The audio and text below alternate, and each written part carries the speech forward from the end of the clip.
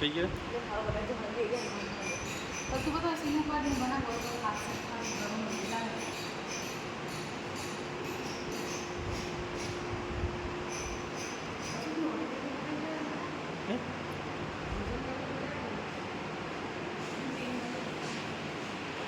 समस्त देवी तीनों प्रकार के कष्टों को छुटकारा पाता है।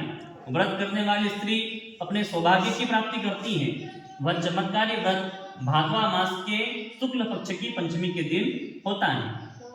व्रत करने वाली स्त्री को चाहिए कि वह गंगा या उसके समान पवित्र नदी अथवा कुएं के जल में स्नान करे और नित्य कर्मों को करने के बाद में विधि के विधान के साथ पंचामृत बना करके श्रद्धा और भक्ति के साथ सप्त ऋषियों को उसमें स्नान करावे। फिर चंदन कपूर आदि गंध तथा पुष्प धूप दीप आदि से निवेदित करें। पहले भूमि को गोबर से लिप करके भगवान की स्थापना की जाती है। वहां पर अष्टदल कमल बनाकर अरुंधति सहित सप्त ऋषियों की स्थापना की जाती है। पवित्र वस्त्रों और यज्ञोपवीतों को अर्पित कर उत्तम फलों मिष्टान से उनका भोग लगावे तथा अर्घ्य दे। अरुंधति सहित सप्त ऋषि तथा कश्यप, अत्रि, भारद्वाज, विश्वामित्र, गौतम, जमदग्नि, वशिष्ठ जी का ध्यान करके इस प्रकार प्रार्थना करें कि हे श्रेष्ठ ऋषियों, हे विश्वामित्र, हे भरद्वाज, हे कश्यप, हे गौतम, हे जमदग्नि, वशिष्ठ जी का ध्यान करके इस प्रकार प्रार्थना करें कि हे श्रेष्ठ ऋषियों, आप सभी मेरी पूजा को स्वीकार करें तथा मुझे प्रदार्थ करें। आप मेरे द्वारा निवेदित किए हुए अर्घ्य को भोग आदि को स्वीकार करें। जो स्त्री ब्रह्मचर्य धारण करती हुई इस व्रत को करेगी वह उत्तम वांछित फल को प्राप्त करेगी, इसमें संदेह नहीं है। इस व्रत का फल समस्त तीर्थों के दर्शन और संसार के समस्त दानों में भी उत्तम माना गया है। सुख पाने की इच्छा से जो स्त्री इस व्रत को धारण करती है वह स्वर्ग सुंदर स्वरूप और उत्तम गुणों से परिपूर्ण होकर के पुत्र पौत्र आदि को पाती है, उत्तम पुत्र को पाती है। इस व्रत के करते हुए वांछित फल प्राप्त करने के पश्चात इस व्रत का उद्यापन भी करना चाहिए। चतुर्थी के दिन एक बार भोजन करके पंचमी के दिन व्रत आरंभ करें। स्नान करके गोबर से लिपकर उस स्थान पर सर्वतोभद्र चक्र बनाकर मंडल बनाकर पहले कलश की स्थापना की जाती है। समस्त पूजन सामग्री एकत्रित करके कपड़े पर अष्टदल कमल बनाकर सप्त ऋषियों की स्थापना की जाती है। षोडशोपचार के द्वारा ब्राह्मण से वहां पर पूजन करवाया जाता है और भजन कीर्तन बिता करके हवन करके भोजन करा करके दक्षिणा देकर के संतुष्ट करके यह प्रथा की यहाँ पूर्ण प्राप्ति होती है। इसी प्रकार भविष्य पुराण के अंतर्गत भी एक ऋषि पंचमी की कथा आती है।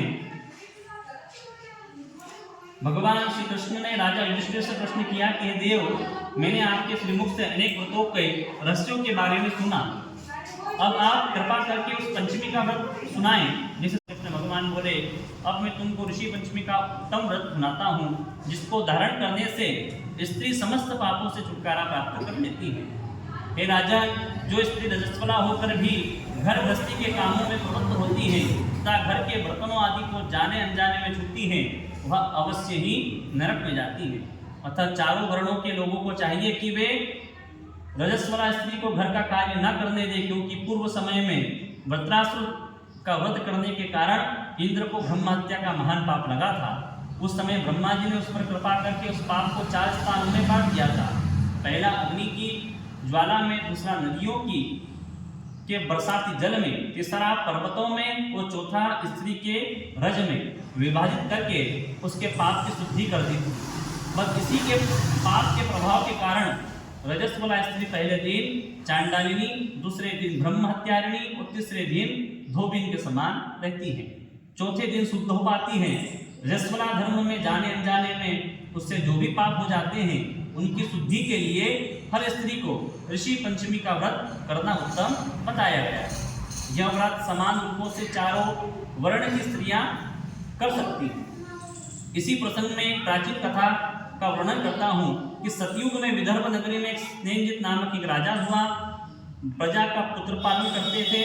उनके समस्त आचरण ऋषियों के समान थे। उन्हीं के राज्य में वेद पाठ करने वाला, समस्त जीवों के प्रति उपकारी मनोवृत्ति रखने वाला सुमित्र नामक एक कृषक ब्राह्मण भी था। ब्राह्मण की स्त्री जयश्री अत्यंत पतिव्रता थी। उस ब्राह्मण के यहाँ अनेक नौकर में नौकर चाकर भी सेवा करते थे। एक समय वर्षा ऋतु में जब उसकी स्त्री खेती के कामों में लगी हुई थी तो वह रजस्वला हो गई। राजन उसे अपने रजस्वला होने का पता भी लग गया, किंतु फिर भी घर बार के कामकाज करती रही। उसने घर गृहस्थी के बर्तन आदि सभी को अपने हाथों से छू लिया। कुछ समय पश्चात वे दोनों स्त्री पुरुष अपनी आयु भोग करके मृत्यु को प्राप्त हुए। अब जयश्री अपने ऋतु के दोष के कारण कुतिया बनी और पति सुमित्र को रजस्वला स्त्री के संपर्क में आने के कारण बेल की योनि प्राप्त हो गई, क्योंकि ऋतु दोष के अतिरिक्त इन दोनों का कोई अपराध नहीं था। इसी कारण उन दोनों को अपने पूर्व जन्म का समस्त विवरण भी याद रहा। वे दोनों कुतिया और बेल के रूप में उसी नगर में अपने ही पुत्र सुचित्र के यहाँ रहने लगे। धर्मात्मा सुचित्र अपने अतिथियों को पूर्ण सत्कार किया करता था। अपने पिता के श्राद्ध के दिन उसने अपने घर के ब्राह्मणों को जिमाने के लिए नाना प्रकार के भोजन बनवाए। जब उसकी स्त्री किसी काम से रसोई से बाहर गई हुई थी तो एक सर्प ने रसोई की खीर में बर्तन में विष वमन कर दिया। खीर के अंदर सांप ने विष डाल दिया। कुतिया के रूप में सुचित्र की मां कुछ दूर से ही यह सब देख रही थी। पुत्र की बहू के आने पर उसने पुत्र को ब्रह्म हत्या के पाप से बचाने के लिए उस बर्तन में मुख डाल दिया। सुचित्र की पत्नी चंद्रवती से कुतिया का यह कष्ट न सहा गया। उसने चूल्हे से जलती हुई लकड़ी निकालकर कुतिया को मारी। बेचारी कुतिया मार खाकर घर में इधर उधर भागती फिरी। चौके में जो भी जूठन इत्यादि बची रहती थी वह सब सुचित्र की बहू उस कुतिया को सामने डाल दिया करती थी, किंतु उस दिन क्रोध के कारण उसने वह भी बाहर फिकवा दिया। कुतिया को न डाली, सब खाद्य पदार्थों को फिकवा दिया। 7 बर्तनों में उसने सब खाना दोबारा बनवाया तथा ब्राह्मणों को जिमाया। रात्रि के समय भूख से व्याकुल होकर वह कुतिया बेल के रूप में रह रहे अपने पूर्व पति के पास आकर बोली, है स्वामी, आज तो मैं भूख से मरी जा रही हूँ। वैसे तो मेरा पुत्र मुझे रोज खाने को देता था, लेकिन आज तो उसने मुझे कुछ भी नहीं दिया। मैंने सांप के विष वाले खीर के बर्तन को अनेक ब्रह्म हत्याओं के भय से छूटकर उनके न खाने योग्य कर दिया था। इसी कारण उसकी बहू ने मुझे मारा और आज खाने को भी कुछ नहीं दिया। तब बेल बोला, हे बदरे, तेरे पापों के कारण तो मैं भी इस योनि में पड़ा हुआ हूँ और आज भूजा ढोते ढोते मेरी कमर भी टूट रही है। आज मैं भी दिन भर खेत में हल जोता रहा, मेरे पुत्र ने आज मुझे भी भोजन नहीं दिया और ऊपर से मारा खूब है। मुझे इस प्रकार कष्ट देकर उसने मेरे श्राद्ध को निष्फल कर दिया। अपने माता पिता की इन बातों को उनका पुत्र सुचित्र सुन रहा था। उसने उसी समय उनको भरपेट भोजन कराया। फिर उनके दुख से दुखी होकर वह प्रातः वन की ओर चला गया। वन में जाकर उसने ऋषियों से पूछा कि हे ऋषिश्वरों, मेरे माता पिता किन कर्मों के कारण इन नीच योनियों में प्राप्त हुए, अब किस प्रकार से इनसे छुटकारा पा सकते हैं। उन वचनों को श्रवण कर सर्वतपा नामक ऋषि उस ब्राह्मण कुमार पर दया करके बोले, पूर्व जन्म में तुम्हारी माता ने अपने उच्च संकर स्वभाव के कारण रजस्वला होते हुए भी गृह गृहस्थी के समस्त वस्तुओं को स्पर्श किया था और तुम्हारे पिता ने तुम्हारी मां को स्पर्श किया था। इसी कारण से वे कुतिया और बेल की योनि को प्राप्त हुए हैं। तुमको उनकी मुक्ति के लिए अब सपत्नी ऋषि पंचमी का व्रत धारण करके तथा उनका फल अपने माता पिता को अर्पण करना होगा। भादो मास के शुक्ल पक्ष की जब पंचमी आवे तब मुख शुद्धि करके मध्याह्न में नदी के पवित्र जल में स्नान करना, फिर नवीन शुद्ध रेशमी वस्त्रों को धारण करके अरुंधति सहित सप्त ऋषियों का पूजन करना।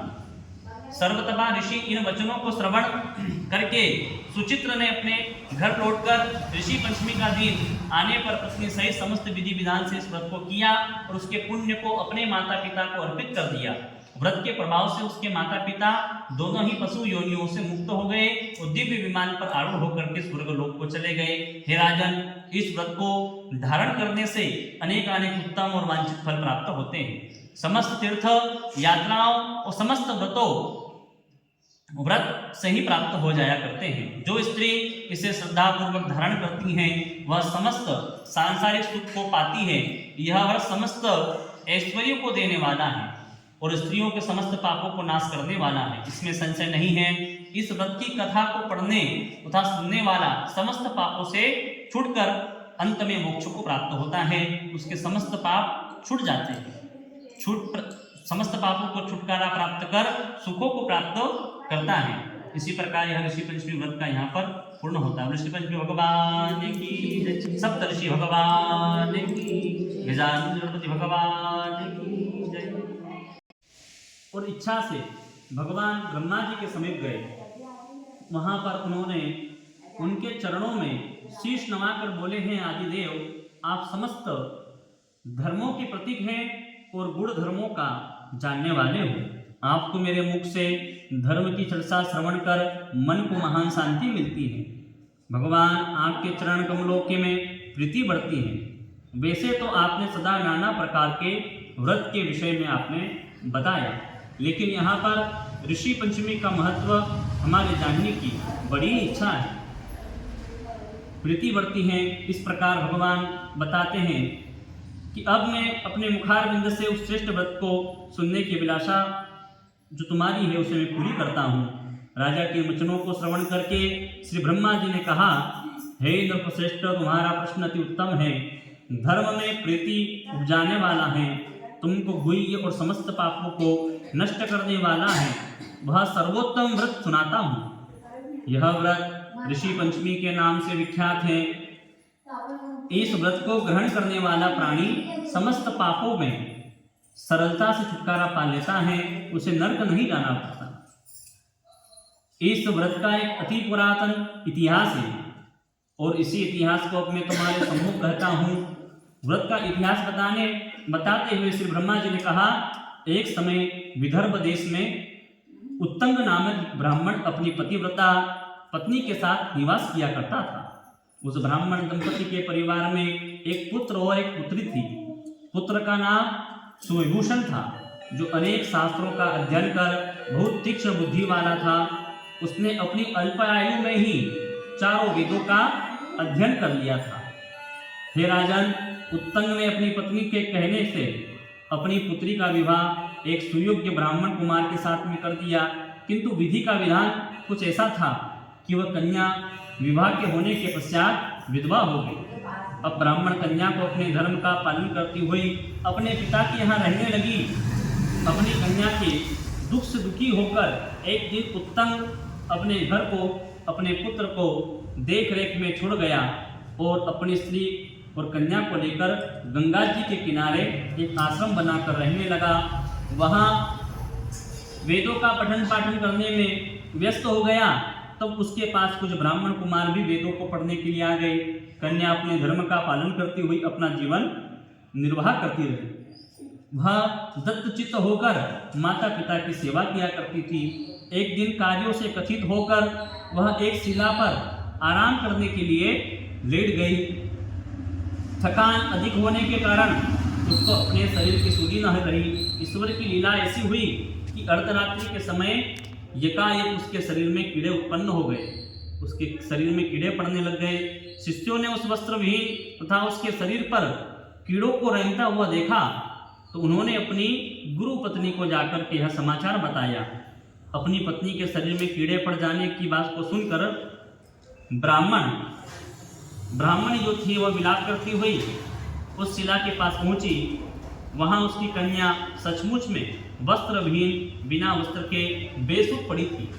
उसके शरीर पर हजारों कीड़े से रेंगता हुआ विलाप करते हुए देख करके अत्यंत चीख कर रोने लगी। इस प्रकार विलाप करते करते वह ब्राह्मणी भी अचेत अवस्था को प्राप्त हो गई। किंतु जो ही उसे चेत हुआ उसने अपनी कन्या को गोदी में उठाया और आश्रम में अपने पति उत्तंग ऋषि के सम्मुख रख करके चली गई। इस प्रकार कन्या की दशा को देखकर वह ब्राह्मणी अपनी पति से बोली, हे स्वामी, आप कृपा कर मुझसे यह बतलाइए कि आपकी साध्वी कन्या की दुर्दशा किस दुष्कर्म के कारण हुई है।